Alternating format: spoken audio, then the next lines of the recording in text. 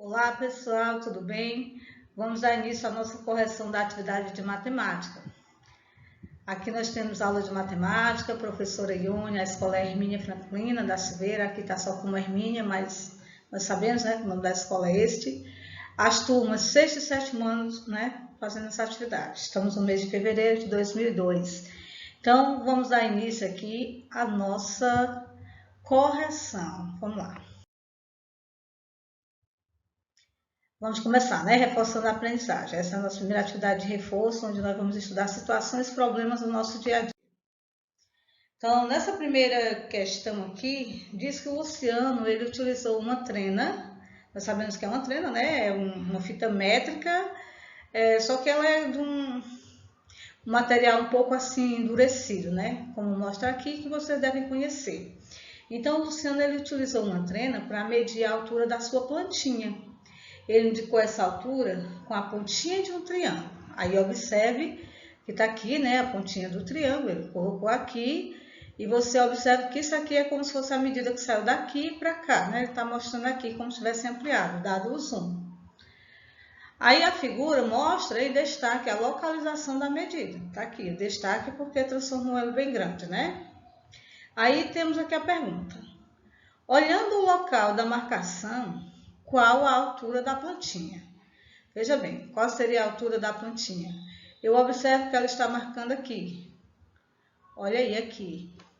Essa medida aqui passa de 84, mas não chega a 85. E eu observo que está bem no meio, né? Então, ela seria o quê? 84,5. Meio nós sabemos que representa metade, né? Metade muitas vezes pode ser representado por 2 e muitas vezes por 0,5, porque é como se fosse 1 dividido por 2. Então, nós temos aqui a medida passando de 84. Aí nós já vamos aqui para observar aqui as alternativas. Na primeira nós temos 84, na segunda nós temos 84, na terceira, eu estou dizendo terceira, mas na C, né? 85 e na D 85. Então, por escolha das que estão mais próximas, nós sabemos que a C e a D não pode ser, porque aqui é maior que 84, mas não chega a 85. Então, ou será o item A, ou será o nosso item B. Aí agora nós vamos ver o restante. Aqui diz que são 84 inteiros.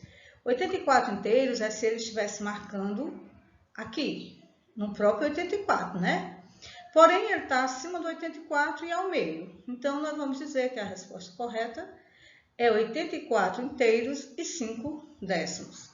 Nossa resposta correta seria o item B. Beleza? Espero que vocês tenham entendido e vamos à questão de número 2. Nessa questão de número 2, que parece-me que foi a de maior dificuldade de todos os alunos, talvez por não compreender bem a fração, muita gente errou. Aliás, eu não lembro nem se teve alguém que acertou.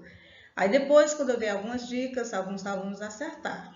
E outros, mesmo assim, chegaram perto do resultado, mas não conseguiram mesmo assim atingir. Então, veja bem, aqui nós temos alguns números, 1,2, 1,4, 5,7 e 7,5. E pede para que a gente observe esses números e, em seguida, a gente diga qual deles corresponde à fração 7 quintos. Nós sabemos que toda fração é uma divisão, ou seja, o numerador, que é quem está em cima, está sendo dividido pelo denominador, que é o número de baixo. Então, automaticamente, nós temos aqui 7 dividido para 5. Que alguns alunos eu até coloquei a situação assim, vamos pensar que é dinheiro, porque isso se torna mais fácil para a gente agilizar a resposta.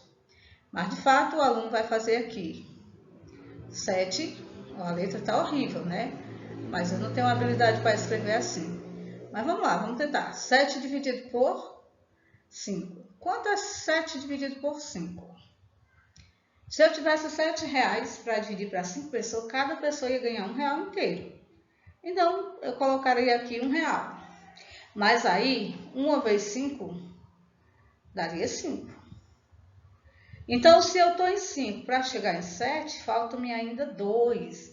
Então, isso quer dizer que ia sobrar R$2. Desses R$2, eu vou dividir ainda para 5 pessoas. Então, automaticamente, você já deve ter visto isso, mesmo que você não tenha frisado, né? Não tenha ainda fixado esse conhecimento, mas você deve lembrar disso que eu vou mostrar agora.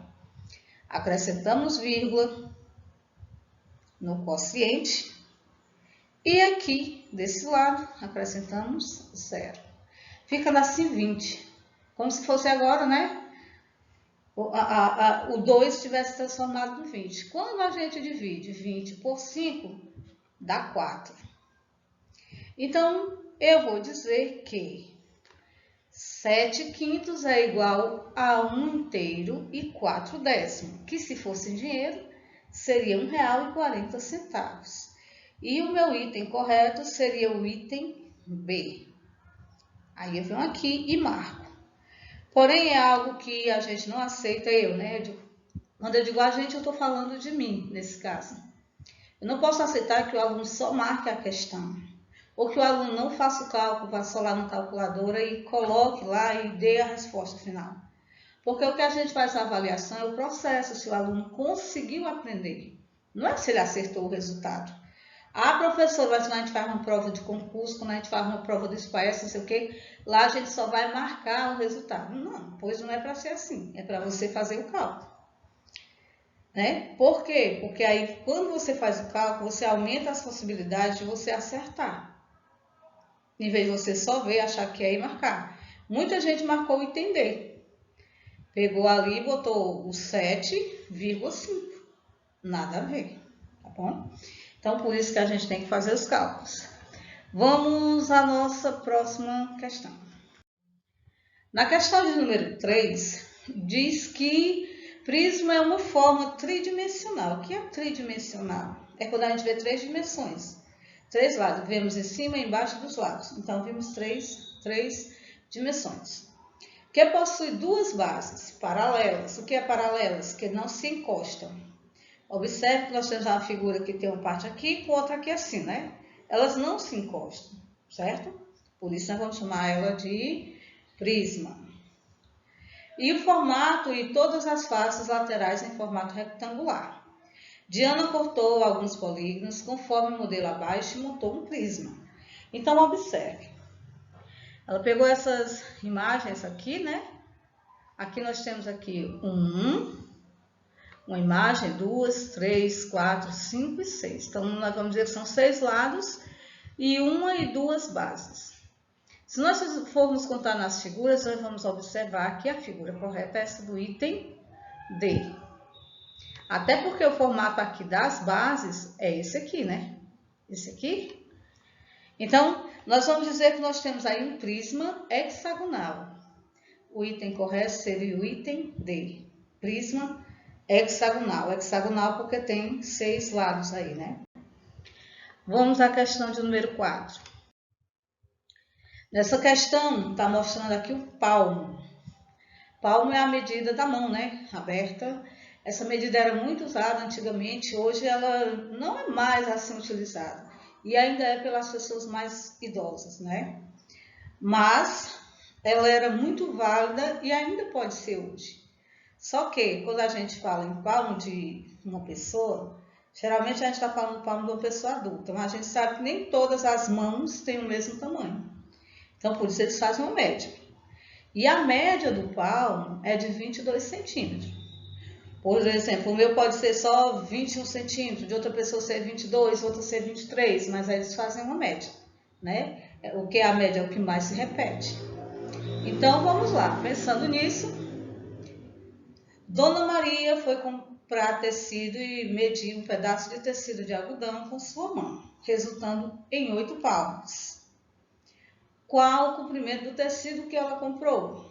Bom, ela tinha aí, né, 8 palmos.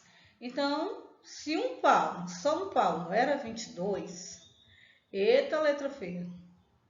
Se só um palmo era 22, nós queremos saber quanto será 8 palmos. Então, nós vamos fazer 8 vezes 22. E 8 vezes 22, nós vamos ter aqui que 8 vezes 2 é 16.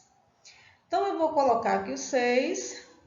Aí a gente diz que sobe 1, né? Por que esse 1 sobe? porque ele saiu da casa das unidades e foi para a casa da dezena. Passou de 10 a dezena. Então, deu 16 a 10 dezenas. Aliás, é uma dezena e 6 unidades, por isso que ele vai para lá. Aí temos aqui o 8V2, dá 16 novamente. Então, como está na casa das dezenas, nós temos 16 dezenas mais uma dezena, 17 dezenas. Então, aqui eu coloco 17 dezenas. Bom, aqui ainda não é o resultado final. Por quê? Porque ele pergunta qual o comprimento do tecido que ela comprou em metros.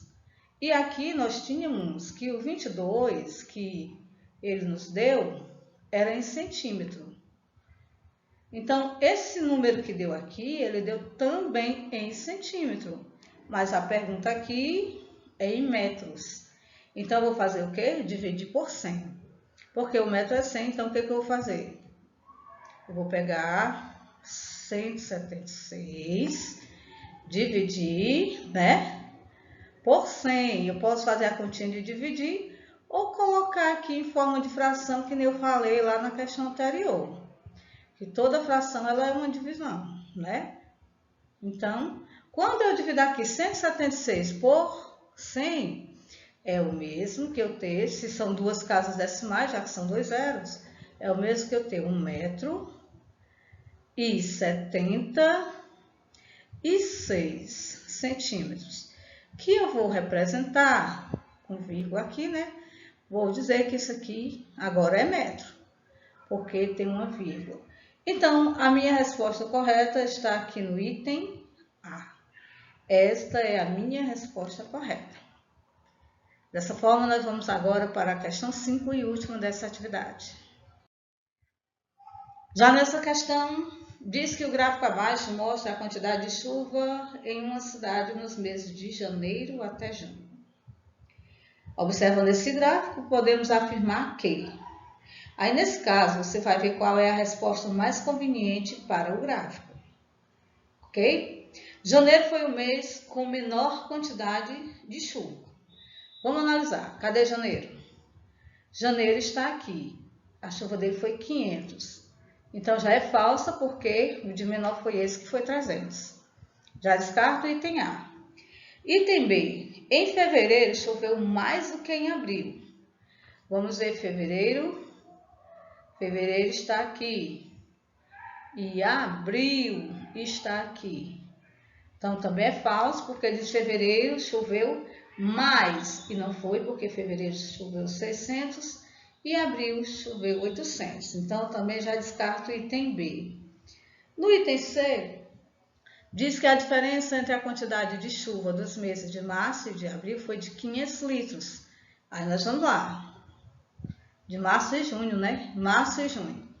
Então, vamos lá. Março foi 900 e junho foi 300. Então, a diferença, 300 menos 600, aliás, menos 300, já estou dando a resposta, dá 600. Então, também não é verdadeiro. Nos restando somente o item D. Porém, eu não posso marcar ainda sem eu conferir se está certo, porque às vezes a questão está errada, né?